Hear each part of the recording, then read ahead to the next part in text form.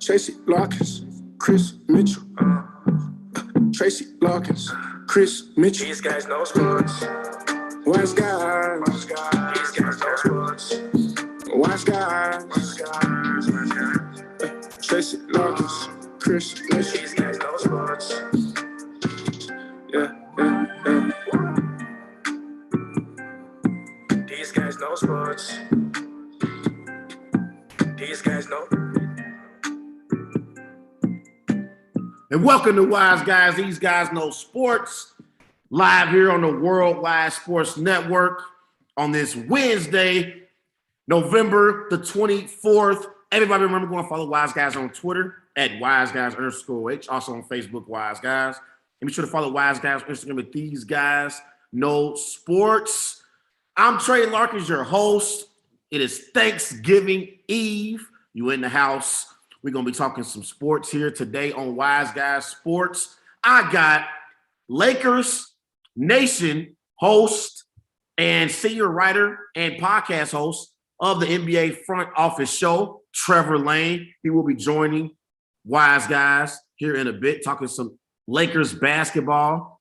And we're going to talk about a lot of different things, man, with the Lakers. You know, they've been struggling on the season. They fell to 9-10 on the season after the loss last night to the New York Knicks. So me and Trevor is going to break down the Lakers struggles, and I'm going to get his opinion about who he thinks the greatest Laker of all time is. So many things we're going to get into. Also later in the show, I'm going to talk about the Thanksgiving Day matchups in the NFL. We got the Bears traveling to Detroit to take on the winless Lions. And then you got the Raiders looking for a victory, trying to stay afloat in the AFC playoff picture, traveling to Dallas to take on the Dallas Cowboys. You know Dak Prescott and the crew want to have a bounce-back performance. And then in the nightcap, you have the Bills facing off against the New Orleans Saints. Both teams trying to compete for playoff spots in their respective conferences.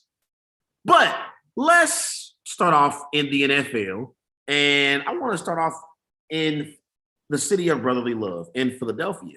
As the Philadelphia Eagles, they are 5-6 on the season. They are second right now in the NFC East. They are on a 2-game winning streak. This comes after a dominating performance over the New Orleans Saints Sunday afternoon at Lincoln Financial Field. The Eagles beat the Saints 40-29. And they were dominant in that game overall. Jalen Hurts, he balled out in that game for the Philadelphia Eagles. He went 13 of 24. He only threw for 147 passing yards, but he had 3 touchdowns on the ground in that game. And that's where I want to start off on today's show.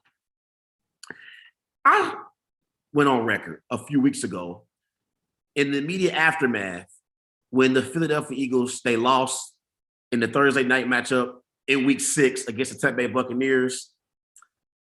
I told Eagle fans that they have to remain patient with Jalen Hurts because coming into the season, this was supposed to be a year where the Philadelphia Eagles see what they have in Jalen Hurts because they do have 3 draft picks next year, I believe, where in the first round, where they have an opportunity to select the quarterback of their future if they believe that Jalen Hurts is not the quarterback for their franchise moving forward. So they have, this upcoming draft to try to select their quarterback for the future if Jalen Hurts is not that guy.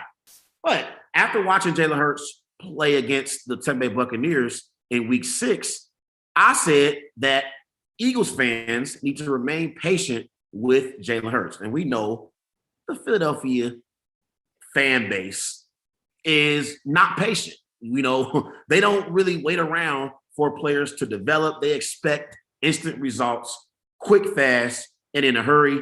This is a city that has seen the likes like Allen Iverson, like Charles Barkley. With the Philadelphia Eagles, they had Randall Cunningham. Back in the day, they had Donovan McNabb, who led them to multiple NFC championship games. They were led by Andy Reid, one of the greatest NFL coaches in history at one point, lead their franchise. So the Philadelphia Eagles overall as a fan base, patience is something that is difficult for them. But I believe that the Philadelphia Eagles organization and their fans should be patient with Jalen Hurts. And I believe Jalen Hurts is a franchise quarterback that you can build your team around. And I've been very impressed with Jalen Hurts, the way he's been able to be dominant in the running game for the Philadelphia Eagles. And when you look at Jalen Hurts and what he's done in the running game for the Eagles, right? Let's compare him to Lamar Jackson. In Lamar Jackson's first 15 career starts, he had 4,120 total yards of offense, 26 touchdowns, 12 turnovers, 213 first downs. Jalen Hurts, in his first 15 career starts, 4,115 yards of total offense, 29 touchdowns, 11 turnovers, 209 total first downs.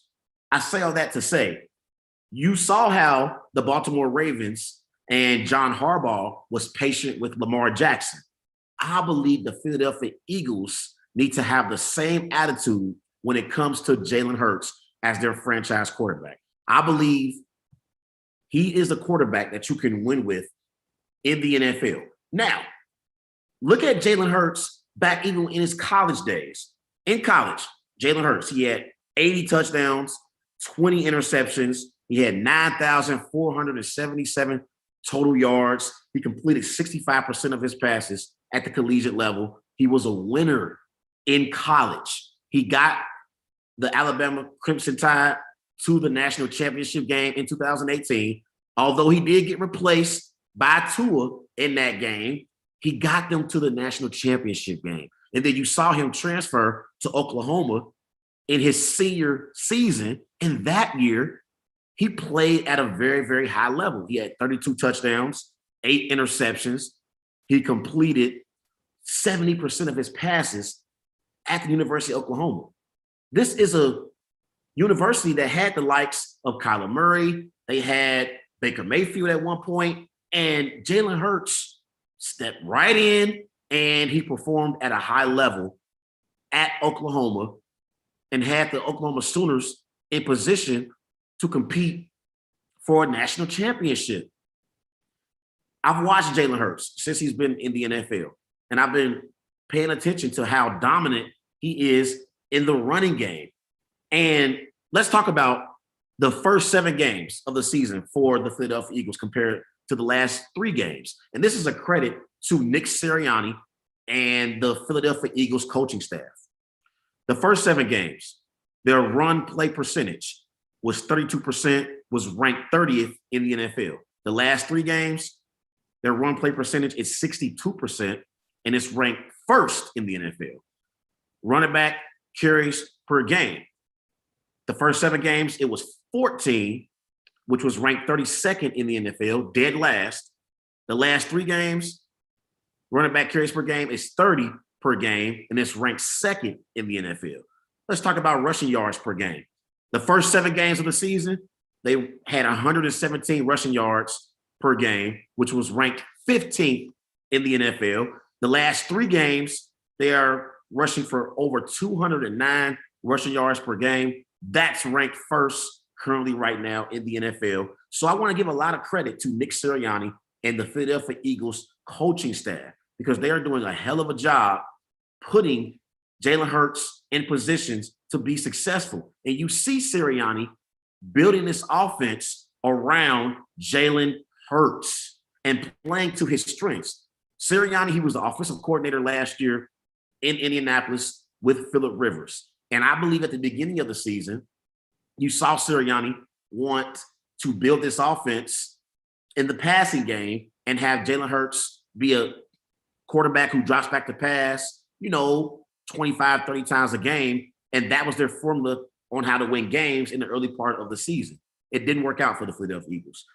I have to give Sirianni some credit because he has built this offense around the strengths of Jalen Hurts, not Phillip Rivers. Phillip Rivers was his quarterback last year in Indianapolis. Now your quarterback is Phillip Rivers, Nick. And I have to give Nick some credit because he has played to Jalen Hurts' strengths. And that's one of the main things you have to do when you're a head coach in the NFL. You have to play to your quarterback's strengths. I give Cliff Kingsbury a lot of credit, the head coach of the Arizona Cardinals, because he's played to Kyler Murray's strengths. And I was critical of the hiring of Cliff Kingsbury. I didn't think he deserved the job, given the fact that he didn't have an impressive record at the collegiate level. But I have to give Kingsbury some credit for how he's coached Kyler Murray, because this year, before his ankle injury, Kyler Murray was an MVP candidate. And that's because Cliff Kingsbury built the offense around Kyler Murray's strengths. And that's exactly what Nick Sirianni is doing right now with Jalen Hurts. And coming into the season, I had the Philadelphia Eagles finishing last in the NFC East. I wasn't impressed with Nick Sirianni's press conference when he got the job. His introductory press conference was awful. It was awful. But he has won me over, because you look at the Philadelphia Eagles right now, they're 5-6 on the season. They have an opportunity to compete for a wild card spot. I don't think they're going to win the division in the NFC East. I think the Dallas Cowboys are the favorites to win the NFC East, and they have a lead over the Philadelphia Eagles that I don't think the Eagles are going to be able to overcome. But can the Eagles sneak into the playoffs as a possible 7 seed? Possibly. Look at the NFC playoff picture right now. You got the Saints, they in there. You got the Minnesota Vikings in there as well. So you got right now the Saints, they're 5-5. Eagles, they own a tiebreaker over the Saints because they just beat them in week 11. Vikings, they're 5-5. I said the other day on the show, I believe if the Vikings can get to 10-7, they should be a playoff team in the NFC. But I think the Eagles may have an opportunity to sneak in the playoffs if they continue to play at a high level and run the football the way they're running the football right now. And this offensive line, they have been dominant. I got to give them some credit. All-pro center, Jason Kelce, right guard, Jake Driscoll, right tackle, Lane Johnson, left guard, Landon Dickerson, left tackle, Jordan Mailata. I love to show some love and give credit to offensive lines who are dominant. And this Philadelphia Eagles offensive line is arguably the best run blocking team in the NFL. And they're opening up running lanes for Jalen Hurts, for running back Miles Sanders, and Boston Scott. And so when they can set up the running game with Jalen Hurts and Miles Sanders, it also helps them in the passing game to be able to throw the ball down the field to receivers like Devontae Smith, like Jalen Reagor, like Dallas Goedert, who just signed a 4-year extension worth $57 million. So he got his money. That's why you saw them trade earlier in the season Zach Ertz, because they want Goddard to be their primary tight end and be their playmaker in this offense. But you look at Jalen Hurts in the game against the Saints, 18 carries, 69 rushing yards, 3 touchdowns. He's the third quarterback over the last 20 seasons to score 2 rushing touchdowns in the first quarter. And on the season, the Philadelphia Eagles, they are averaging 153 rushing yards per game. That's ranked second in the NFL. And I've been very, very impressed with the Philadelphia Eagles. And I think they have a shot to make the playoffs. I really, really do. Let's look at their last 6 games of the season. Week 12, they're at New York against the Giants. That's a winnable game for the Philadelphia Eagles, especially the way they are struggling with Daniel Jones. Week 13, they're at New York again against the Jets. That's a win for the Philadelphia Eagles. They got a bye in week 14. Week 15, they're home against the Washington football team. That's a winnable game.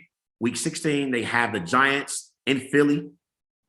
That's a game they can win. And then week 17, they got Washington, and they got the Cowboys in week 18.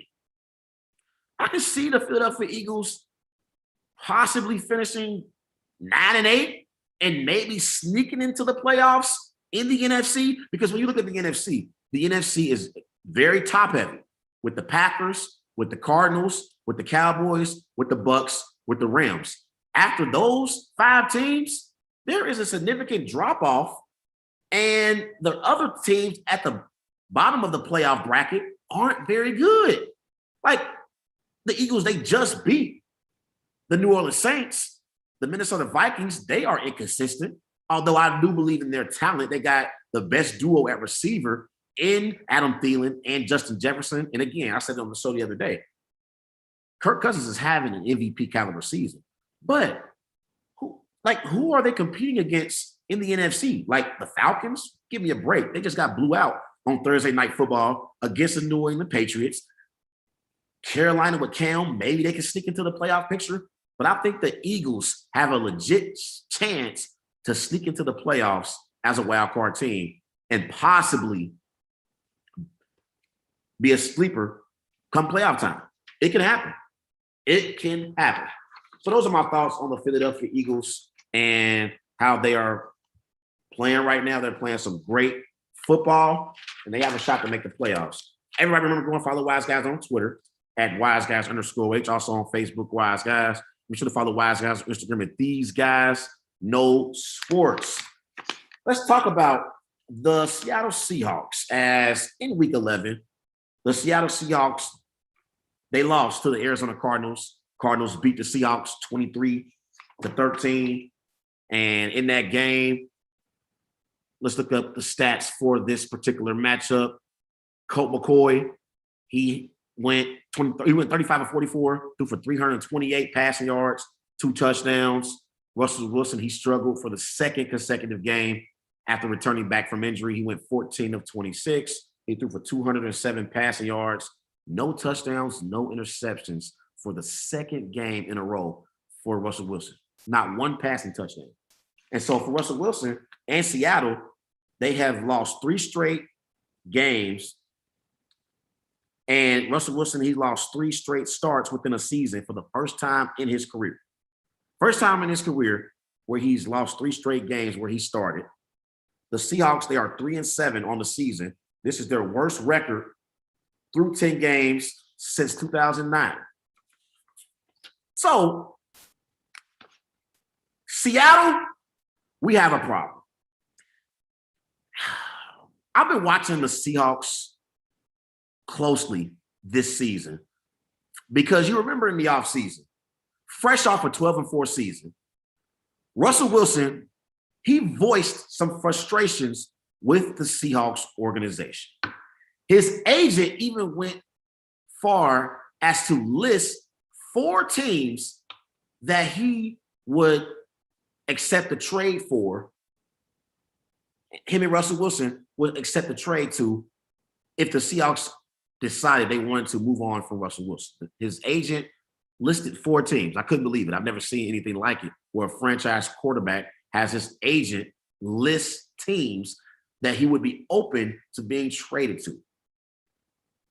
And let's be honest, Russell Wilson is married to an R&B singer like Ciara, and I'm sure she wants to be in a bigger market like LA. Although in LA, you have Matthew Stafford leading the LA Rams.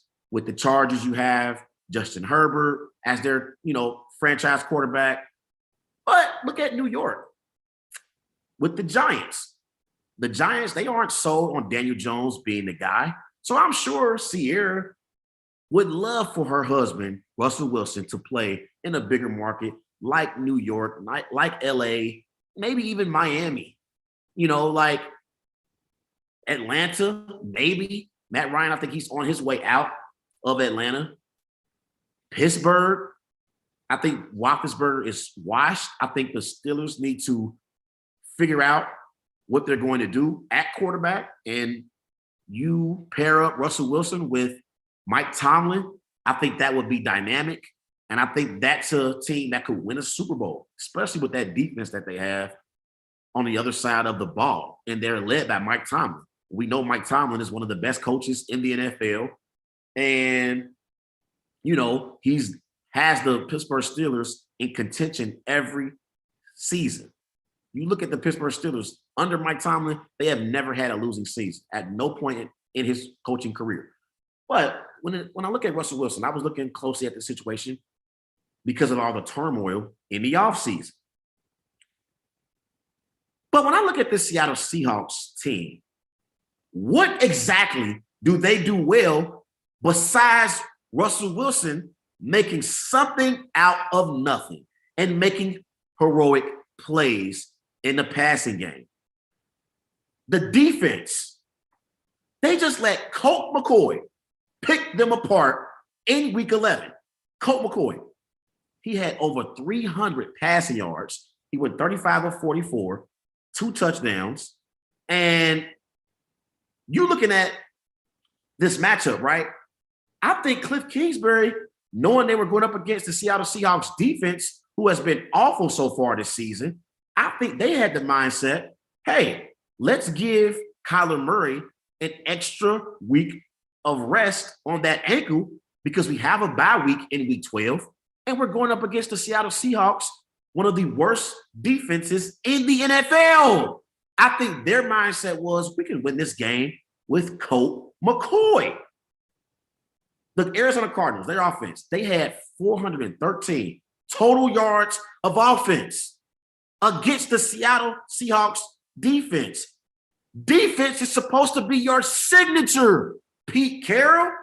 What the hell is going on? What is going on with this Seattle Seahawks defense? They have some players on their team in the personnel department who can perform. You have Jamal Adams, one of the best safeties in the NFL, although I think he's overrated. He's one of the best safeties in the NFL. You have Carlos Dunlap up front. You have Bobby Wagner, a proven linebacker for your team. Why are the Seattle Seahawks defensively struggling the way that they are? It's crazy. Look at their defensive statistics on the season. They give up 403 total yards per game, which is ranked 31st in the NFL. They give up 279 total passing yards per game. That's ranked 30th in the NFL. And defense is supposed to be Pete Carroll's signature. Let's talk about Pete Carroll. Pete Carroll, his coaching record is great. He's 115, 70, and 1. He's won 62% of his games as the head coach of the Seattle Seahawks. He's won at the collegiate level as well, dating back to his days at USC. He won a Super Bowl, and had he given the ball to Marshawn Lynch, he would have 2 Super Bowls on his resume. But I think Pete Carroll's defense is outdated. And I think the overall scheme for the Seattle Seahawks is outdated as well offensively. Because I look at other teams in the NFL. I look at Patrick Mahomes with Eric Bieniemy in Kansas City and the creative schemes that they put together for Patrick Mahomes. I look at Aaron Rodgers in Green Bay with Matt LaFleur and how great they are doing. I look at Kellen Moore with Dak Prescott in Dallas and how creative they are with him in their offense. Why is Pete Carroll struggling to put Russell Wilson in positions to be successful when Russell Wilson is an elite quarterback? Make no mistake about it. Russell Wilson is arguably a top 5 quarterback at his best. He's for sure top 10. Why are the Seattle Seahawks struggling to put him in positions to be successful? They got playmakers in Tyler Lockett and DK Metcalf on their team. So it just makes you wonder about Pete Carroll as a head coach, and is his time up in Seattle? And if I'm Russell Wilson, I'm really looking at this situation in Seattle, wondering if it's a situation where I can still win a Super Bowl. Russell Wilson, he's going to turn 32 years of age. November 29th, which is Monday, they'll be playing the Washington football team in Washington. So it makes you wonder, if you're Russell Wilson, do you want to get out of Seattle, go to a better situation where you can position yourself to win your second Super Bowl?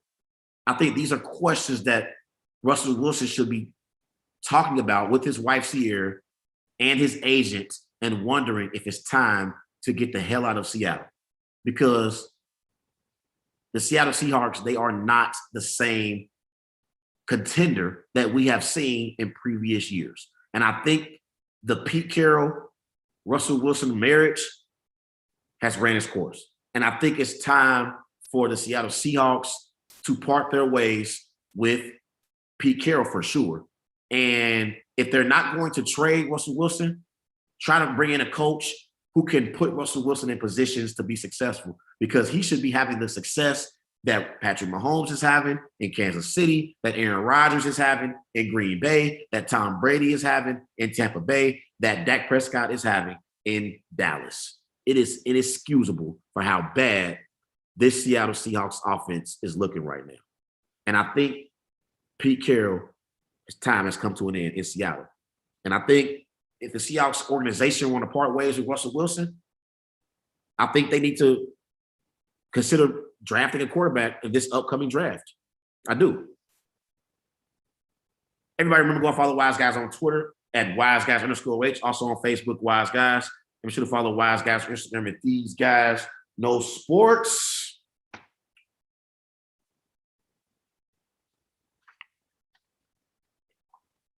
Joining Wise Guys is Lakers Nation senior writer and podcast host of Lakers Nation and NBA Front Office. We welcome to the show Trevor Lane. Trevor, how are you? Hey, doing well. Thanks so much for having me. Yes, Trevor. So let's get right to it. I want to talk about the Lakers. You know, they lost last night to the Knicks, and they fell to, I believe, 9-10 on the season. Mm-hmm. And first, I know you've been asked about it like numerous of times. I know you're probably tired of talking about it at this point, but we have the incident that took place in Detroit Sunday night between LeBron James and Isaiah Stewart. LeBron ended up getting suspended for 1 game. Stewart ended up getting suspended for 2 games. So what's your overall opinion on the altercation that took place in Detroit? And do you believe that the NBA got the suspensions right? It was certainly obviously first and foremost an unfortunate thing to see, particularly in Detroit. Brought back a lot of bad memories of what had happened there in the past with the Malice at the Palace and all of that sort of stuff. As far as the suspensions go, they're pretty much what we were expecting. Flagrant 2, a lot of the time you will see that turn into a 1-game suspension. So we weren't surprised that that's what LeBron got. There was some hope that the NBA would see it the way that the Lakers saw it. And Frank Vogel put this out there after the game, said it was inadvertent contact. What he was trying to do was knock Stewart's hand away from his ribs. There was a kind of aggressive box out, and LeBron was trying to smack his hand away and accidentally caught him in the face. That's the Lakers' interpretation of the events. Yeah. And the NBA said, no, we're still going to give you the 1-game suspension. So LeBron sits out against the Knicks. Lakers lose in a close one. Maybe that swung that game. And then Isaiah Stewart was the part of it that I was surprised was only 2 games. I could have seen it being more because he lost it. He completely lost control. And the part that for me personally, the part that I really didn't like was that he had plenty of time to compose himself and to think. It wasn't just a in the moment reaction. Teammates were holding him back, and there was a potential for serious injury for other personnel on the floor, whether it was trainers that he bowled over, assistant coaches. You had Cade Cunningham had to lock his arms around him to try to eventually hold him back. I mean, he had the thought process to tell everybody, I'm fine, to get everyone to relax just so he could break free again and circle back around to try to get to LeBron. That got pretty ridiculous. So I was a little bit surprised it was only 2 games, but it's not like it was going to be a 10-game suspension. I was thinking maybe it would be, 3 or 4 or something like that. So 2 games, it's not like it's an outrageous number or anything of that nature. It's essentially what we expected it to be. And hopefully it's not something that we'll see again. The Lakers do play the Pistons this coming weekend. They'll see each other again. So hopefully cooler heads prevail this time around. Yeah, and I agree with you there, Trevor. I thought with this altercation that, LeBron, he did swing the elbow, but you saw him immediately, try to apologize and say, my bad. Like, I caught you there. And I thought that Stewart's reaction was honestly worse than even LeBron's elbow initially. Like he was running over coaches. He was running over members of the training staff, players. I mean, he was completely out of control. And I just thought it was an overall bad look because the NBA, they don't want these kind of altercations in their league. This is the same place where we had the Malice in the Palace. Mm-hmm. And so I just thought it was an overall, bad look on Isaiah Stewart. I think he, justifiably had a reason to be upset with LeBron in that situation. I would have been upset as well, but I just think his reaction made the situation much worse than it originally was.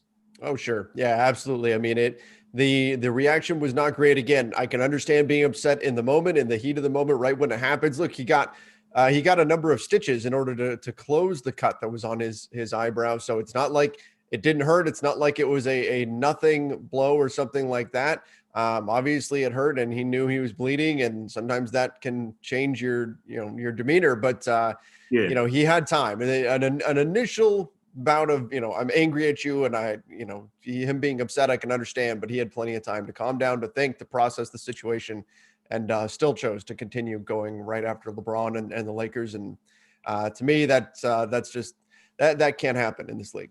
I agree. And I also saw people on social media, Trevor, they were talking about how LeBron, he didn't want no parts of Isaiah Stewart. I was just thinking, like, do people realize LeBron James, he is 6'9", he's 260, like what do you like? That really blew me away. How people were trying to act like LeBron was like scared of Isaiah Stewart. Like, I didn't think he was scared of Isaiah Stewart at all. Like, I just think LeBron knows in that moment, hey, like, he's a veteran. He's been in the NBA for 19 years. Like, obviously at that moment, he knew he'd already made a mistake with the elbow. He doesn't want an altercation to escalate and it become worse. I just thought that was kind of crazy, Trevor. I was on social media. People were talking about how LeBron just didn't want any parts of Isaiah Stewart. And I'm like, LeBron's 6'9", he's 260. Like, he's not my size.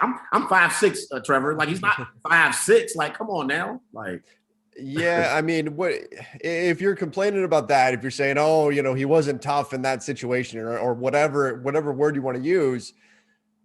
I mean, do you really wanted LeBron to go back after him, and you wanted a big brawl on the floor? Like, that's just going to result in longer suspensions. That's a bad look for the league, particularly with it happening in Detroit. Does that escalate into other players getting into an altercation? That shouldn't be something that you're criticizing anybody for in terms of trying to stay out of a situation like that. LeBron, as you mentioned, instantly, apologized. From what we heard, he was trying to contact Isaiah Stewart that night to apologize and explain what had happened and that sort of thing. And so, I think LeBron is not the kind of guy that's going to get into something like that, because he knows what it means, not just for himself, but also for the league. I agree with you. So, Trevor, obviously the Lakers have underachieved so far this season with a 9-10 record. And, I'm a Carmelo Anthony fan. So this year I'm a Lakers fan. And I may be reaching here, but I'm looking for small victories, Trevor. And this team has been so inconsistent through the first 19 games of the season. So is it far-fetched to believe that an incident like Sunday could be a blessing in disguise for this Lakers team and could be the turning point in their season, like kind of that come-together moment? Like, given the fact that Russell Westbrook and Anthony Davis and DeAndre Jordan, to his credit, they had LeBron James back in that situation. Do you think this could kind of be like a turning point in the Lakers season? Well, that's what Frank Vogel talked about after the game. So this could be a momentum changer for the season. And then the next game, the Lakers came out and gave up an instant 10-0 run to the New York Knicks on the opening tip. So there was hope that maybe that energy would transfer over, and apparently it did not. They did pick it up in the second half against the Knicks, so maybe you can see it a little bit there. But I mean, that was the hope, right? This team has looked very, very sluggish, very lethargic through certain games, lost games to teams that they had no business losing to. Yeah. And just the lack of effort and intensity has been very apparent for large stretches of the season. We've seen bursts from them where they look kind of somewhat like the team we thought they would be. but those have been few and far between. So, the hope was that maybe this would finally wake them up and get them going. But based on what we saw early against the Knicks, they still have a long way to go to get there. I saw your video the other day. You were talking with Mark Gunnels. He has the Mark My Words podcast. You were talking about You were talking about Frank Vogel and discussing the starting five for the Lakers and which starting five would be the best for the team moving forward. Whether it's going small with Anthony Davis at the 5 and having LeBron at the 4, or is it going big? Starting DeAndre Jordan at the 5. But in my opinion, I believe when you go big and you start DeAndre Jordan at the 5, Trevor, that limits Russell Westbrook's because of his inability to shoot and hit perimeter shots and not having much space to be able to operate because the paint is clogged. What's your opinion and your best route for the Lakers when it comes to their starting 5? What would you recommend to Frank Vogel and his staff? Well, it's tough. And I put that out there on Twitter the other day. I said, what is the Lakers' ideal starting 5? Because at this point, we're almost 25% of the way done with the season, and we still don't know. There's no concrete evidence. And part of that is this team has been so injured. LeBron has been in and out of the lineup, and Taylor Horton-Tucker and all these other players have been out hurt. Even Austin Reeves was going to start for them. The rookie, the undrafted rookie, was going to start, and then he got hurt. So it's been one thing after another with them in terms of injury, but long-term, big picture, from what Frank Vogel has said and what my sense has been, I don't believe that the plan going into the season was to start DeAndre Jordan. I think the plan was to start an extra wing. It was probably going to be Trevor Ariza, and then go small with Anthony Davis at the 5. And that what happened was so many guys got hurt that they didn't have the wings to where it would make sense to continue to start AD at the 5. And so they just went, well, all right, let's go back to what we know. We want Dwight off the bench. So DeAndre Jordan, by default, you wind up being the starter. There's pros and cons to that. Obviously, he made a difference against the Knicks, had 4 offensive rebounds, and so that certainly helped out. But largely, he's been disappointing on the season. The expectations weren't too high, but still, there have been questions about how many minutes you can really play him out on the floor. I do think ultimately they're going to circle back around to Anthony Davis at center once they get, and hopefully this happens, their full complement of wings back. Because what's happened is whenever they play Anthony Davis at the 5, and this is where Frank Vogel has had an issue because this kind of goes against most of his defensive theories. But when they play AD at the 5, he's getting pulled away from the basket with regularity, whether that's being switched onto a guard or just, they're putting him on a shooting big or whatever. And then the Lakers are getting crushed on the boards because they just don't have the size. Most other, aside from the big positions, aside from center and then occasionally power forward, they're at a size disadvantage. They're actually a very small team. And so they've been getting crushed on the offensive glass. We saw it against Boston. They got absolutely decimated on the boards. So I think that when Trevor Ariza comes back and you can roll out, and again, I hate relying on 36-year-old Trevor Ariza to be like the savior of the Lakers season. I don't think that's going to be the case.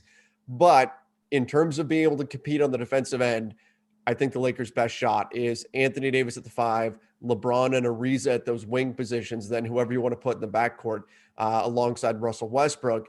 That, I think, is your best shot, gives you enough rebounding plus defensive versatility and switchability moving forward. But again, we're still weeks away from Trevor Ariza being back, so it's not like that's coming anytime soon. Now I got to put you on the spot here, Trevor. In the offseason, there were reports about how the Lakers, they were ready to trade for Buddy Hield. And instead, they opted to trade for Russell Westbrook. Do you believe the Lakers made the right move, or do you believe Buddy Hield would have been a better fit for this Lakers team with LeBron and AD than Russell Westbrook is? Oh, I mean, there's no question Buddy Hield was the better fit, right? I mean, that was what we said. Even when the trade went down, even when we were talking about, potential options before anything happened, we said Buddy Hield was just an easy, natural fit because the Lakers needed shooting.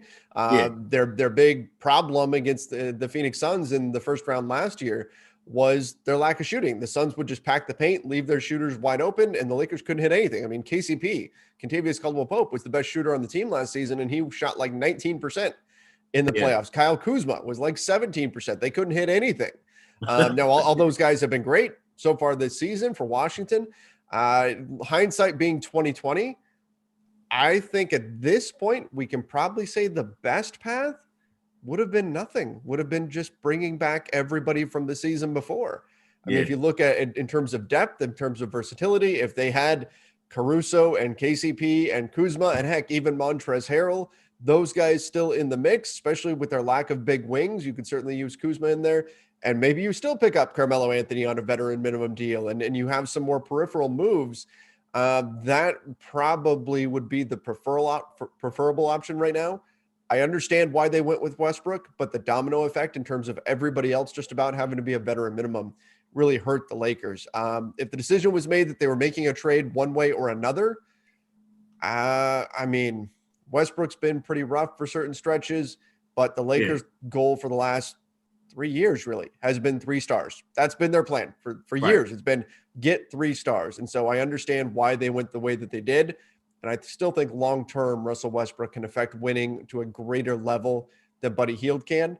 But that does mean you're going to get a bit more of the roller coaster. You'll get the good Russell Westbrook games, but you're also going to get the bad. Whereas I feel like Buddy Hield would be more of a constant. I agree. And I think the main reason, honestly, though, as well, Trevor, the reason why they traded for Russell Westbrook is because you got LeBron James. He's 36 years old in his 19th season. You know, you want LeBron James to be fresh and ready to go come playoff time. And that's why you see him, you know, taking some time off, dealing with some injuries. He's getting older, okay? Like Father Time is undefeated. And I believe they wanted Russell Westbrook in the regular season, you know, so he can play at a very, very high level and keep the Lakers afloat in the standings in the Western Conference. To that you say what? Well, I mean, yes, but that hasn't happened, right? I mean, that was, and I made this point recently on one of our shows. Look, Russell Westbrook, that was one of the big selling points was bringing Russell Westbrook. And then when LeBron James is out for a night or whatever, if he's hurt, he's a little banged up, needs a night off to rest, gets suspended, which he's never gotten suspended before, but gets suspended, then you're okay. Right? You can weather that storm. Whereas last season, LeBron went out and the team fell to pieces. The offense, but even if LeBron subbed out of the game last season, then the Lakers offense completely ground to a halt. And the big selling point of getting Russell Westbrook was, okay, now we've got that guy. LeBron goes out and we can say, here you go, Russ, go do your thing. And everything's going to be just fine because he's a star level player. He's been an MVP, all that sort of stuff. They've been without LeBron, but they've still lost games that they shouldn't have, even though they had Russell Westbrook running the show. Now, again, I still have hope that moving forward, it's going to get better. We have seen improvements from Westbrook recently. In spurts, we've seen the guy that we kind of thought he was going to be with the Lakers this season. So I think things are on the upward trend with him. So I wouldn't write him off at this point, but so far you can't say mission accomplished because LeBron went out and Russell Westbrook was not able to keep them afloat. For sure. Wise Guys on Worldwide Sports Network. Joining us is Lakers Nation senior writer and podcast host of the Lakers Nation podcast and NBA front office show, Trevor Lane. So Trevor, Anthony Davis on the season, he's averaging 24 points per game on 52% shooting from the floor, 11 rebounds, 3 assists per game. I got to be honest, though, Trevor, I've been a little bit disappointed in Anthony Davis this year at various points in the early part of the season, especially last week, Trevor, against the Milwaukee Bucks. Giannis, he had 47. Anthony Davis had 18. And the reason why I'm disappointed is because I feel like when LeBron is out, that is a moment for Anthony Davis to prove why he is universally recognized as a top 10 player in the NBA, arguably top 5 from a talent perspective. And I believe sometimes Anthony Davis just doesn't insert himself the way that he's supposed to, considering the fact that he's the best player on the team when LeBron is out. And I mean, LeBron at this point, he's 36. So you can make an argument that Anthony Davis is the best player on the Lakers team. So you personally, how do you view Anthony Davis' performance so far this season?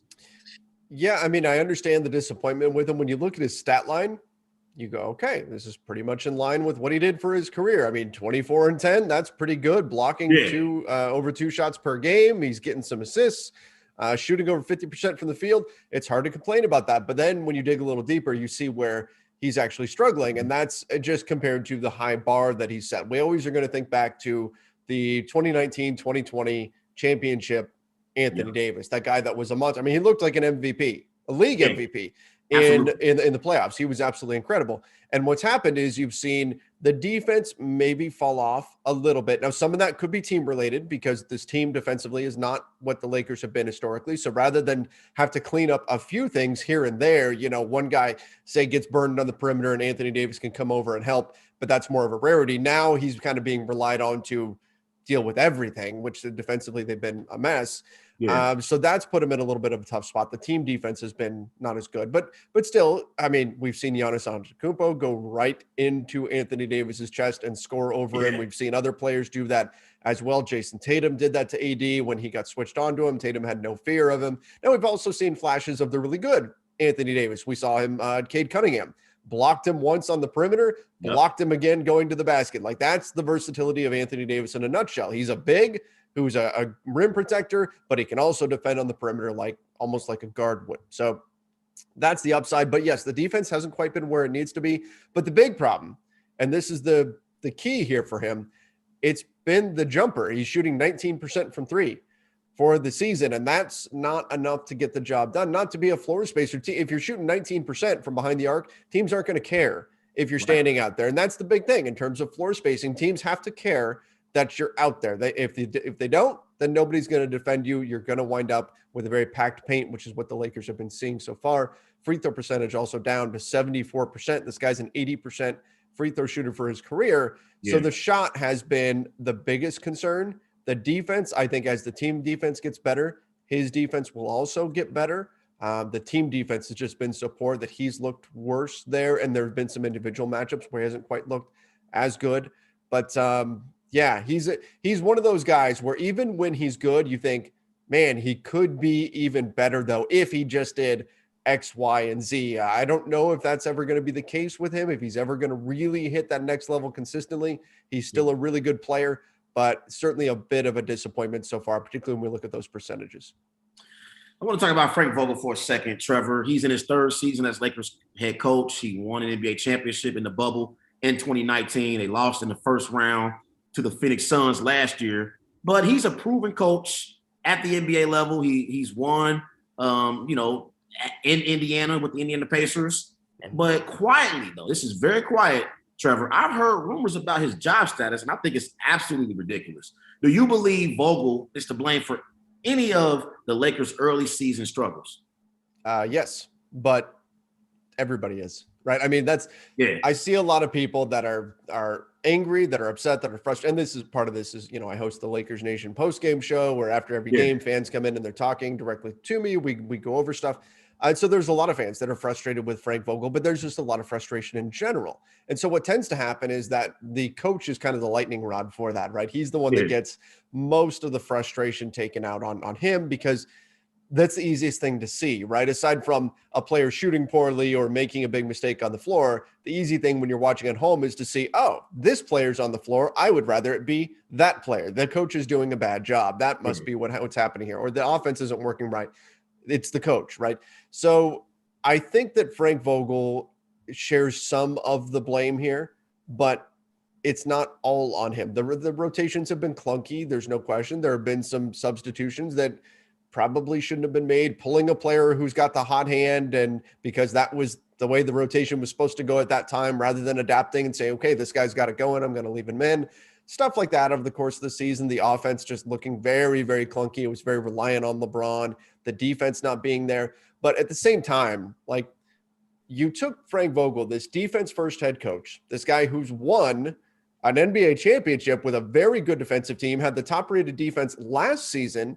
Yeah. And you gave him a bunch of players that don't play defense, guys who are historically not known as defensive players. And I mean, Rob Pelinka said Frank Vogel's a very good defensive coach and we trust him to figure it out. So the Lakers went and got all these guys who don't play great defense individually and just said, well, because we've got a good defensive coach, he's going to make these guys better defenders. And sometimes that doesn't quite work. It's not the way to go about things. Rather than play to your strengths, they've asked Frank Vogel to make up for a lot. And now it's been worse than you would have expected, but that does come back onto him. And of course, some of it's on the players too, for just poor effort. We've seen that pop up this season. So there's a lot of blame to go around. You can talk about ownership as well, not being willing to pay Alex Caruso.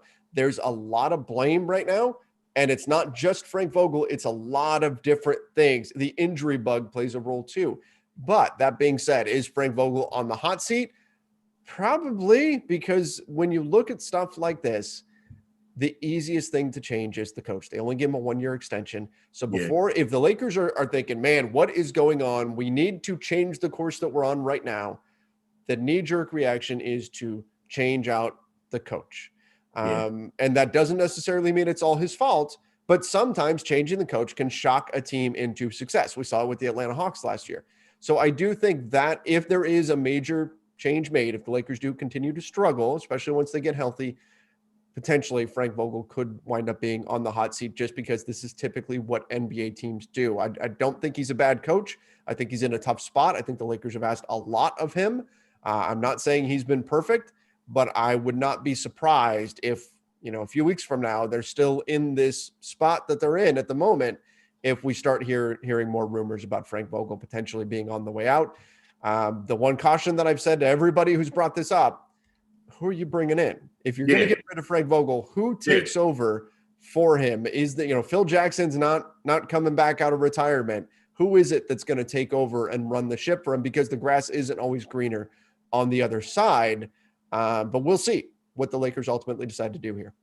I want to talk about NBA duos for a second. NBA's best duos, Trevor. When I think about NBA duos, I think about Jaylen Brown and Jason Tatum in Boston. I think about DeMar DeRozan and Zach LaVine in Chicago. They got a 12-6 record right now. I think about the Brooklyn Nets, James Harden, Kevin Durant. They're proven. Steph Curry, Klay Thompson, once he returns back to the lineup. Splash Brothers, they're one of the best duos in the NBA. Do you believe, when healthy, that LeBron James and Anthony Davis is still the best duo in the NBA? I know it's a tough one. I mean, you look at, like Harden at his best, along with Kevin Durant. That's a pretty good combination. That's hard to beat in terms of star power. I do think they are. That said, I want to see what level LeBron can get to, and if Anthony Davis can fix the jumper. Like but there's some question marks, right, about what we see out of those guys. LeBron has looked good in spurts, but how much of it is he's coasting right now? He doesn't want to get hurt right now. Can he take his game back up to that next level now that he's older? What does that look like? Can Anthony Davis get the jumper going? If they're at their best, then I think yes. But this season, we've yet to see them at their best. So I don't know what that's going to look like come April, May, hopefully June. We'll see.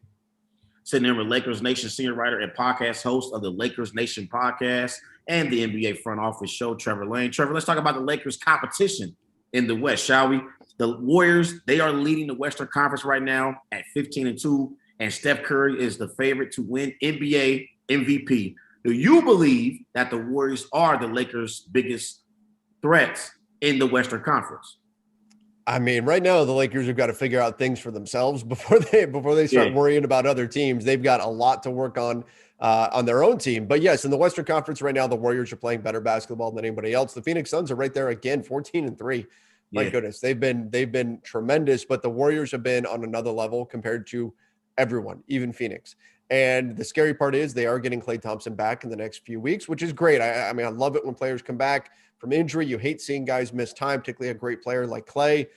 He's been out for a while now, a couple of seasons now due to injury. So, but the Warriors have looked really good. And I think the big part of this is not just it's Steph's brilliance. He's been absolutely incredible again, and he very well should be the MVP favorite right now. But it's also that you've seen growth from guys like Damian Lee, like Jordan Poole. Those guys have essentially raised the floor, right? Steph and Klay, those guys can raise the ceiling for you, the top end for the team. But what Jordan Poole, Damian Lee, some of these other guys who have stepped in and played for them, Nemanja Bjelica, what these guys do is they raise the floor. They say even on an off night from Steph Curry, which we rarely see these days, but these guys are good enough to where they can keep you afloat now. Whereas before, like last season, if Curry doesn't go ballistic, they're sunk. Right now, you've got guys who are at a level to where they can keep you afloat, and that has made the margin of error so much wider here for the Warriors. And so they've been really impressive. I think they've been the best team in the NBA through the first quarter of the season. I agree with you. And Kendrick Perkins, he tweeted about the Warriors. This was in the immediate aftermath when they beat Brooklyn last week. And I feel like this pretty much sums up the Golden State Warriors team right now. He said, I've never seen a team combine young talent with great older talent like this. It's like the Warriors are rebuilding, but still competing at the same time. It's a beautiful thing to see. I can't agree with Kendrick Parker's more. Like, that's how I look at this Warriors team. Like, they got a lot of young pieces like Damian Lee, like Peyton Jr. on their team. And then they got veterans like Andre Iguodala and Draymond Green who can still contribute on their team. And then you got stars like Klay Thompson and Steph Curry, who are the counterparts of your team. And so I think this Warriors team definitely are the favorites, in the Western Conference right now. So I think Kendrick Parker's tweet was perfect, honestly. Yeah, I mean, when you look, you've got some younger guys in the pipeline too, who maybe aren't really ready to help you win in the moment. Guys who, you've got some injury concerns, obviously. But I mean, Jonathan Kuminga, James Wiseman, Moses Moody, like you've got some guys that are kind of in the pipeline where maybe next year, maybe the year after they become something. Or you could be in a position too. Let's say Klay comes back and he's looking good. And Andrew Wiggins, by the way, should be mentioned. He's been pretty good this season as well. Yeah. But defensively. But when you look at these guys, you've got enough young players that are at least interesting. They might have a move in them come trade deadline. If they really want, there might be a piece out there to where the Warriors get Klay back and then they add something else to where that could really put them over the top. This could be a very, very good team come playoff time, depending on how things play out the rest of the way.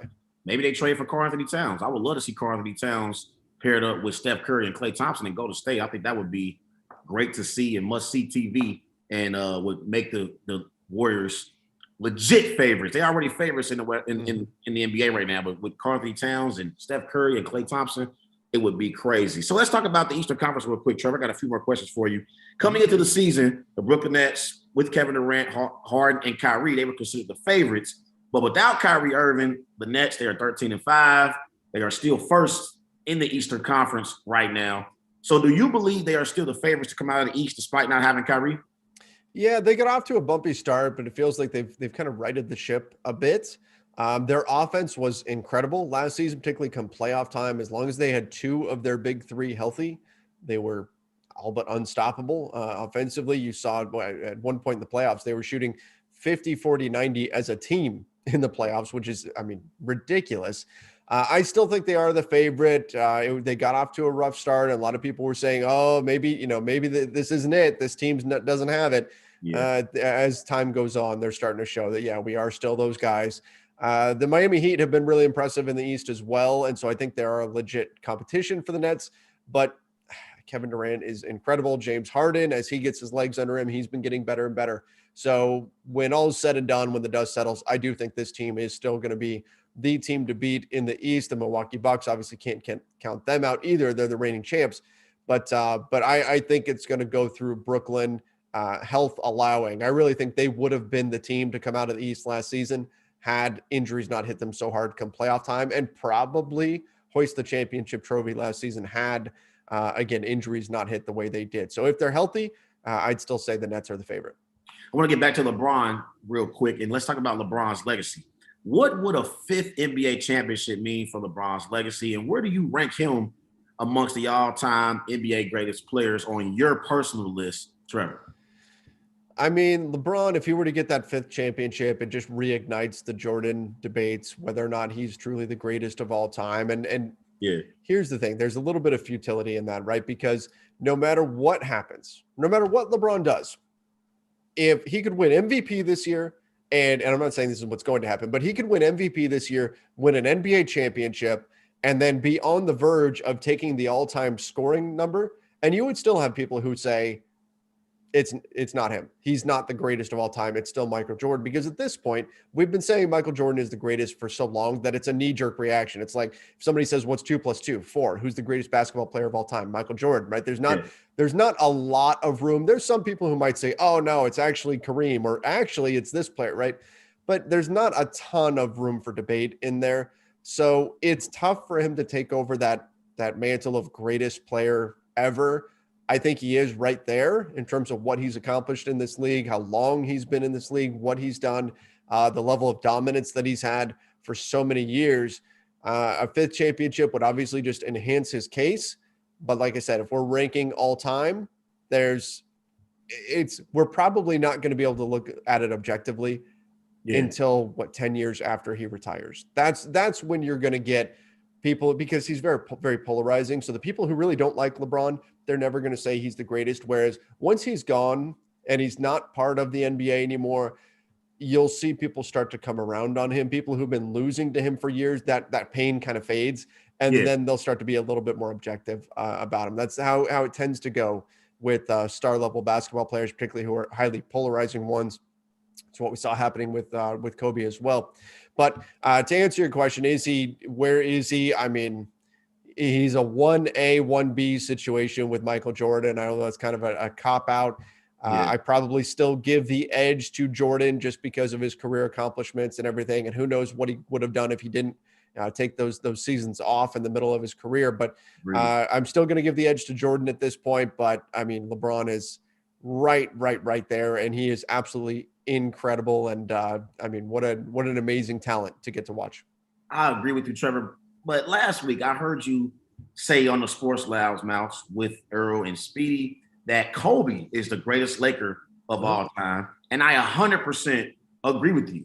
But I've also said this, Trevor, and I want to get your opinion about this. I hear people always compare LeBron James, Michael Jordan, when it comes to the GOAT conversation. And I always say it's disrespectful to overlook the greatness of Kobe Bryant. And I believe there's an argument to be made for the Black Mamba to be the GOAT alongside MJ and LeBron. To that, you say what? Kobe is amazing. I don't know if I would put him in the greatest of all time, simply because he didn't dominate to the degree that Jordan, and he's close, right? Very, very close. And he is the greatest Laker of all time because of what he meant, not just on the floor. I mean, obviously on the floor is absolutely incredible and beyond belief, but he meant so much off the court too, to the franchise, to Los Angeles, to Lakers fans, right? That's 20 years. That matters. So I do think he's the greatest Laker of all time. And as I mentioned on that show, I grew up a Magic Johnson fan, and I've put Kobe ahead of Magic Johnson as the greatest Laker of all time. And I don't think there's a lot of room for debate there either.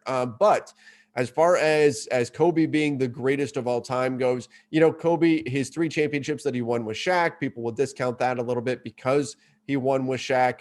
I mean, that's not to say Jordan didn't have any help or LeBron didn't have any help either. They all certainly had help in order to get there. But Kobe was kind of the 1B guy for his first 3 championships. And I think that's probably something that matters. And maybe you could say he became on an even playing field with Shaq as time went on. But he wasn't the guy on those teams that kind of carried them. He carried them for spurts, but he certainly was in 09 and 2010. But that said, he didn't dominate to the same level, I think, that Jordan and LeBron have over the course of their careers.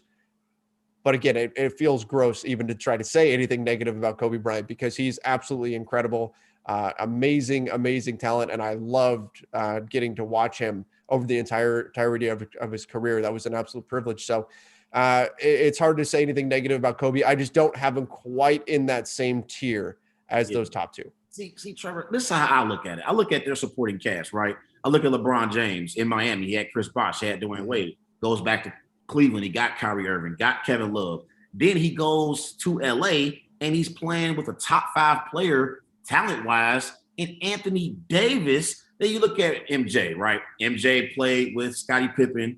And I think Scottie Pippen's one of the greatest players of all time.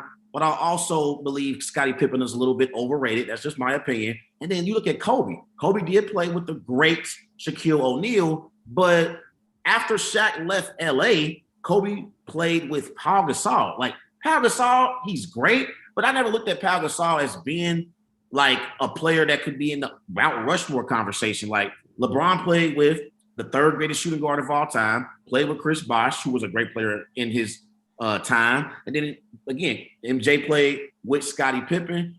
I just kind of feel like Kobe played with the least supporting cast of the 3 after Shaq. Like, one, of course, Shaq, Kobe, dominant duo. Mm-hmm. Shaq was arguably the best player in the NBA when he was with the Lakers. I just think when I compare the three, Kobe, MJ, LeBron, that Kobe did more with less than LeBron and MJ overall. That's just kind of how I look at it. I just kind of felt like he carried those Lakers teams to those 2 championships after Shaq.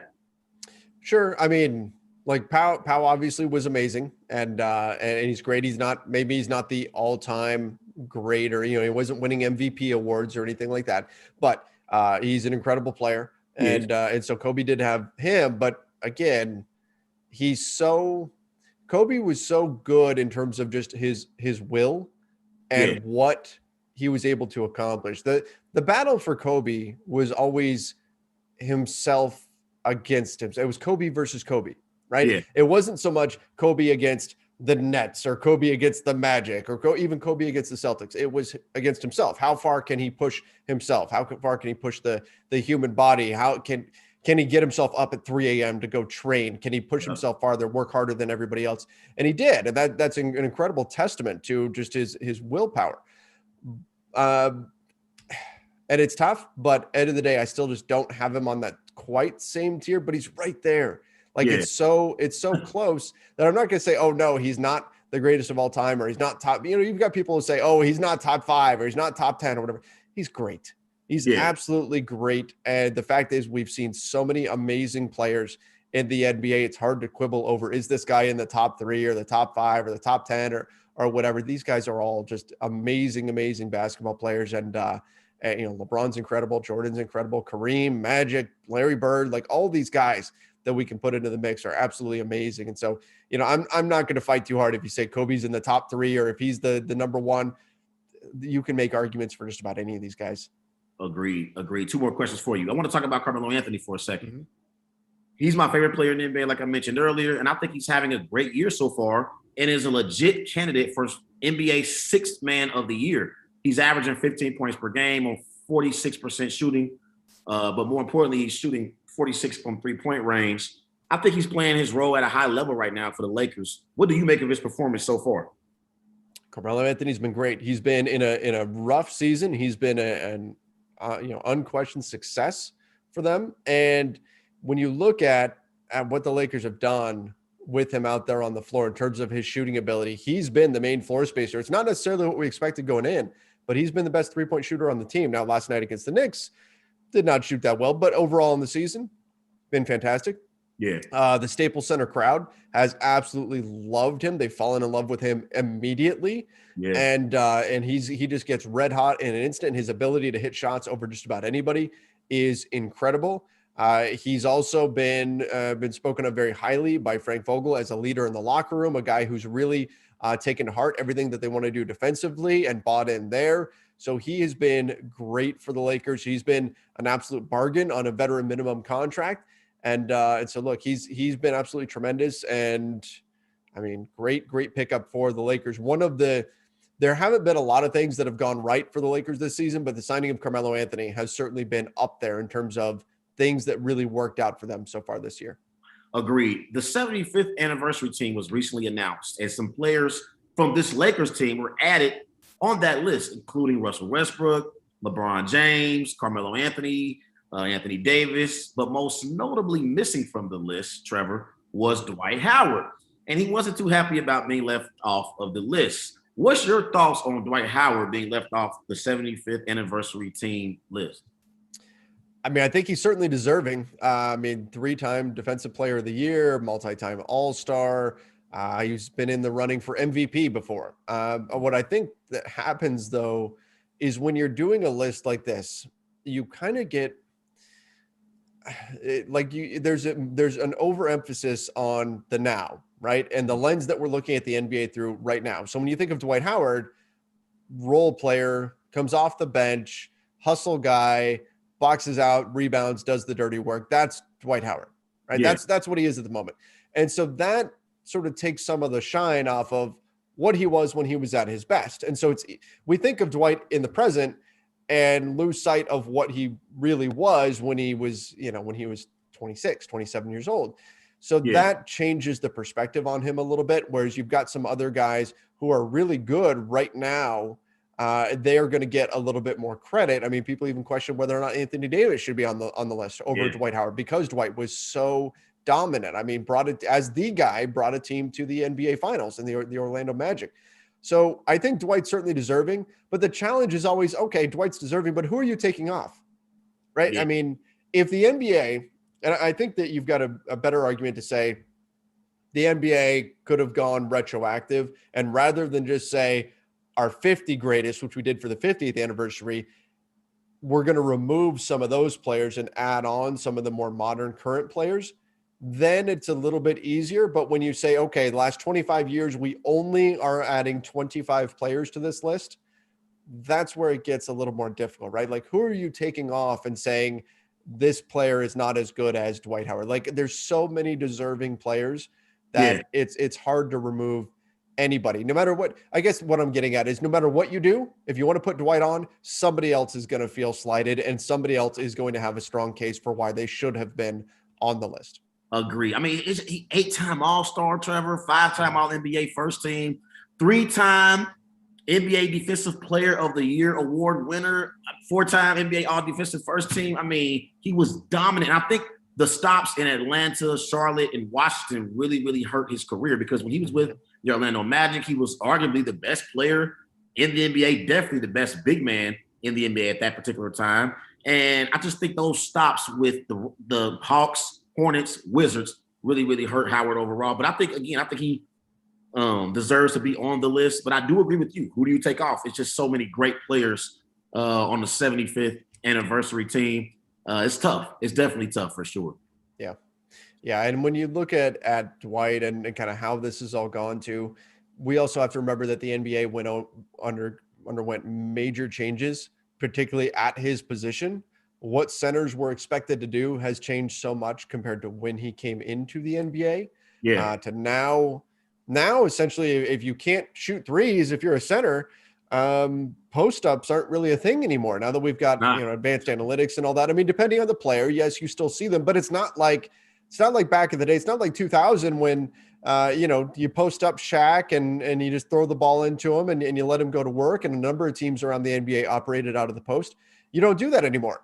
And so the game has changed so much for centers, where now Dwight was expected to just, set screens, roll hard to the basket, protect the paint, rebound. That's it. That's your job now.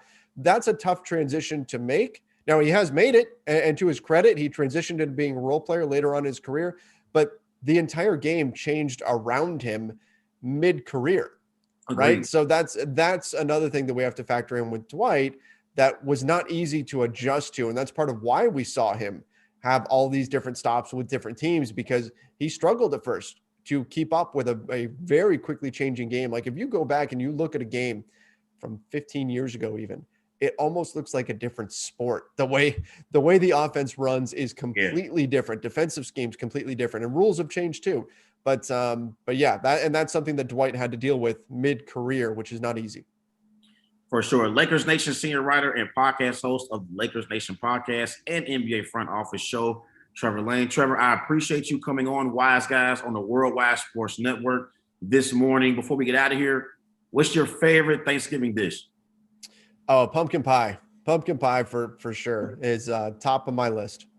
Pumpkin pie. I love my pumpkin pie as well. Trevor, let everyone know where they can follow you on social media. Yeah, you can find me on Twitter at Trevor_Lane, on Instagram at Trevor Lane NBA. Most of my video work is over on the LakersNation.com YouTube channel, which is where we do our live post-game shows. We do daily Lakers videos there. And then all of our written work is over at LakersNation.com. Trevor, I really appreciate you coming on Wise Guys. I want to bring you on again here in a couple of weeks and talk some more Lakers basketball. Thank you for joining the show. Hey, sounds great. Thanks for having me. All right. Have a good one. Have a good Thanksgiving too. All right. Thanks.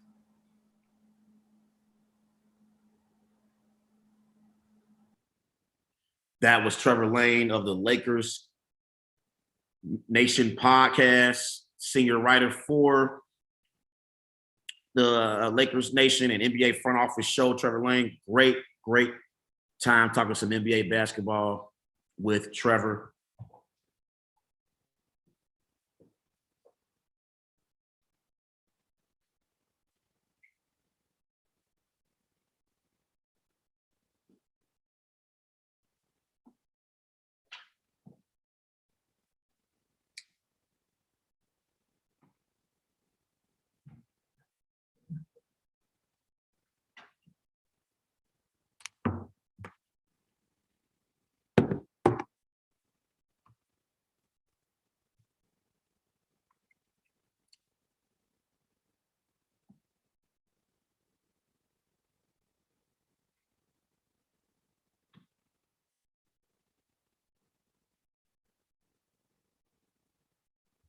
Everybody remember, go follow Wise Guys on Twitter at WiseGuys_H. Also on Facebook, Wise Guys.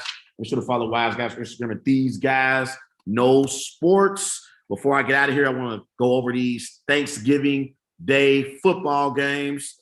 12 o'clock, we have the Chicago Bears traveling to Detroit to take on the Detroit Lions. Detroit, they are winless on the season.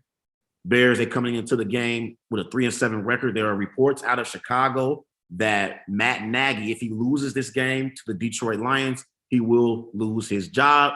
I think it's time for the Bears to make a change at head coach. I think they need to bring in a head coach that can put Justin Fields in positions to be successful and build the offense around Justin Fields' skill set.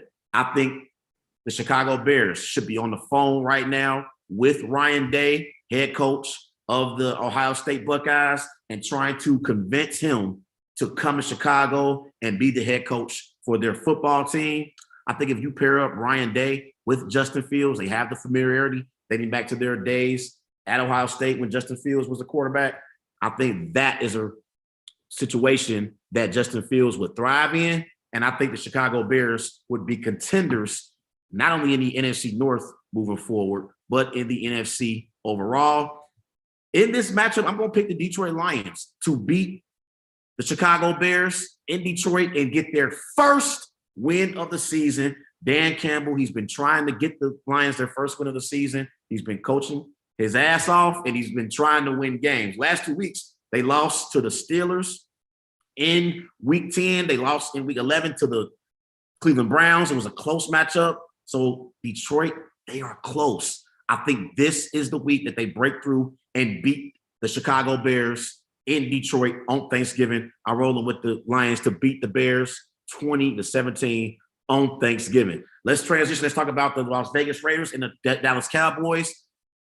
Raiders coming off a loss against the Bengals last week. Cowboys lost to the Chiefs last week. I expect the Cowboys to have a bounce-back performance. Dak Prescott will outperform Derek Carr. I got Cowboys beating the Raiders 27-17 in Dallas. Buffalo at New Orleans. Josh Allen and the crew been struggling. They're going up against the New Orleans Saints. I got the Buffalo Bills getting back in the win column. Buffalo Bills beat the New Orleans Saints 33-30. I think it's going to be a high-scoring affair in New Orleans. Happy Thanksgiving to everyone. Enjoy your holiday. And before I get here, I want to call out Matthew Judon, though. I got to call out Matthew Judon before I get out of here. Matthew Judon, he was talking about macaroni and cheese. He said, quote, "It's just cheese and noodles. It's not that good. Get macaroni and cheese off the table at Thanksgiving. It's disgusting. Get it off the table." Macaroni and cheese is my favorite dish. I couldn't disagree with Matthew Judon more. He's completely wrong. I love a macaroni and cheese, especially if it's made from the right person who can cook some good macaroni and cheese. Looking forward to the Thanksgiving tomorrow, spending it with the family. Everybody enjoy your Thanksgiving holiday and Black Friday shopping on Friday. This is Trey Larkin signing off for Wise Guys. Everybody remember, go and follow Wise Guys on Twitter at WiseGuys_H. Also on Facebook, Wise Guys. Be sure to follow Wise Guys on Instagram at These Guys Know Sports. I'm Trey Larkin signing off of the Worldwide Sports Network. Happy Thanksgiving.